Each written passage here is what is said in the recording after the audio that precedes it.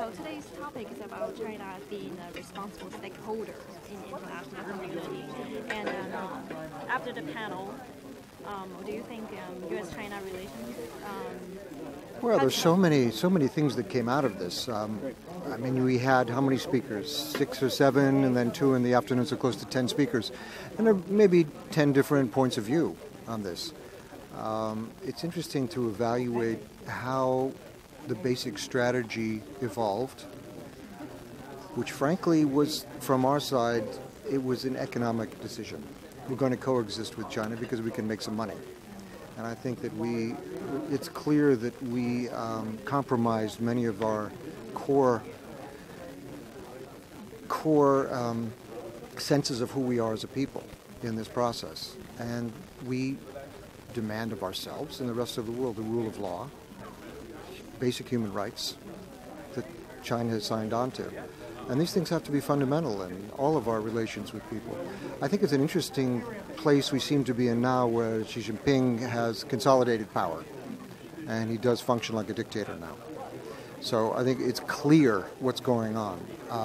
There's no indication that he's moving China in a direction of more liberal thinking and more openness. In fact, it's quite the opposite. He's consolidating power and controlling the thoughts and communication and news as much as possible. Very interesting graph we saw here that the PRC is spending so much of its energy monitoring any thoughts that bring groups of people together as a force.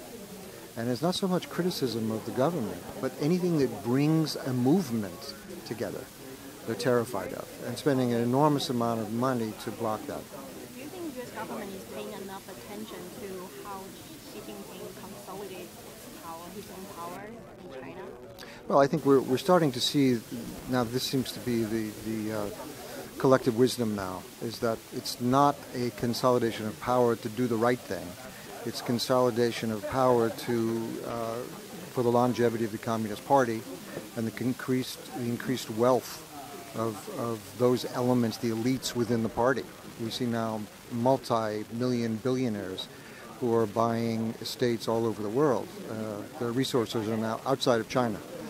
They have weekly plane tickets ready to go in case things change in China. So this is a recipe for enormous unrest within China, and I think they perceive that is going to happen. And aside from the economy issues and also the domestic politics, do you think the U.S. and China are, what kind of relationship it is? Well, I think it's being reevaluated. And I think it's a moment of reevaluation based on the reality that China is in decline. It's not the economic power and the driving engine of the world economy anymore. It won't be. Not just talking to people here. Military, it needs to be fed with a lot of dollars, a lot of money. And if they don't have the money, they can't feed it. It's what happened in the Soviet Union. They couldn't keep up the race anymore and dissolved. And I think there's going to come a point where there's not enough money. 40% of gross national product in China goes to surveillance. They can't afford that anymore. So the kind of system that they've been relying on to retain power is going to be challenged greatly. And so it means that do you agree with what Dr. Chen's theory that China is not able to do anything in military in the next decade? Well, again, I think it's... The military cost is too high. Yeah, that's what I was saying. It costs a great deal of money. I mean, we have a great part of our budget in the U.S. is military. Proportionally, including surveillance and military, it's much higher in China right now.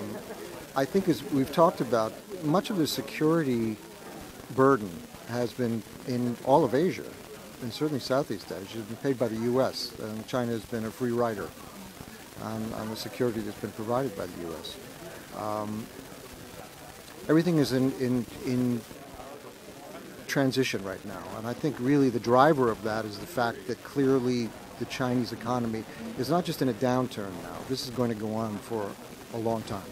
It may not recover anywhere near where it was before.